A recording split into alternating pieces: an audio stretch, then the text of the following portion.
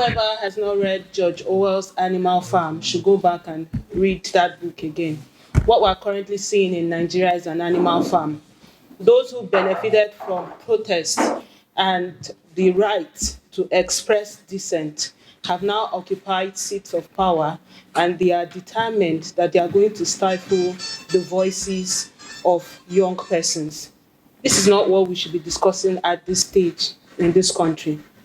Michael, Adaramoye, Lenin, and other young people that have been kept in detention without the dignity of allowing their loved ones and lawyers even see them do not deserve this.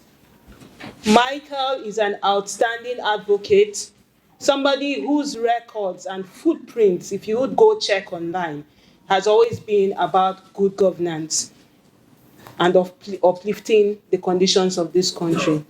It is embarrassing that the Nigerian state has decided that it will join the story and characters of kidnappers that ordinary Nigerians are suffering from every day.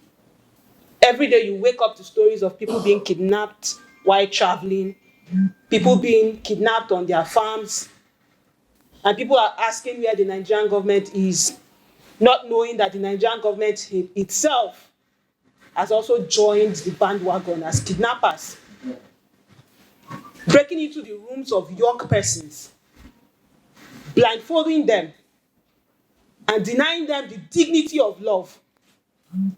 Even goats and dogs and fowls receive love and care from their family members and even extended family members who are human beings.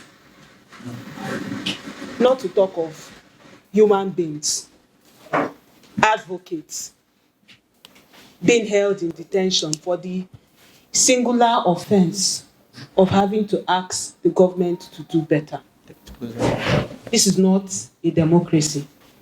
And at this point, everybody who has good conscience has to ask the Nigerian government, led by President Bola Ahmed Tinubu and his associates, to clearly come outside and tell us what their mandate is for this country.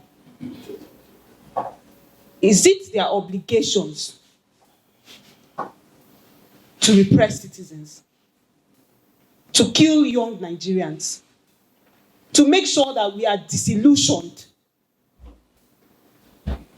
beyond any capacity to feel better, so that we can become morons and just accept anything?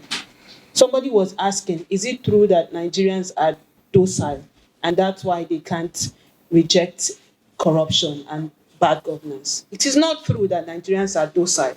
And we saw it with this protest. Every attempt to divide Nigerians to make sure that the protest did not hold, including the embarrassing attempt of even to whip up ethnic sentiment, so that at a point, I was even afraid to say my own name. It is a shame. Because my name as a Nigerian was weaponized against me. But regardless, we saw Nigerians unite at the barricades. But what happened in Lagos? We saw state-sponsored thugs attack innocent citizens, beat them up, wound them seriously, even as the police looked on. So the question you should be asking me is, can Nigerian citizens survive under the heavy attack of the state's weaponry? We would only know when we go out. And we have gone out. We saw what happened. We saw the numbers that were killed. We saw the people who continue to show up, regardless of that kind of oppression. The truth is that as far as the Nigerian state keeps denying its responsibilities, this is what it would continue to get.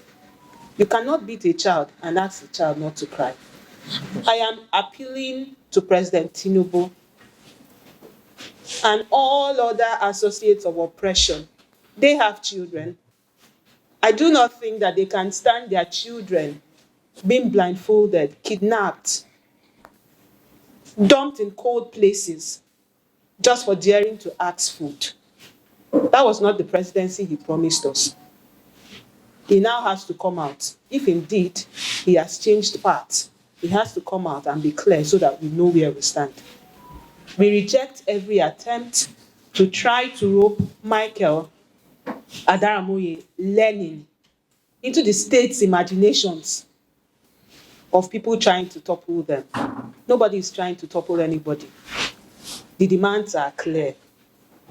Nigerians are asking for good governance, and we don't think that that simple request should equate to treason. If the Nigerian government has any claims against Michael and others, let them bring it out and let us see.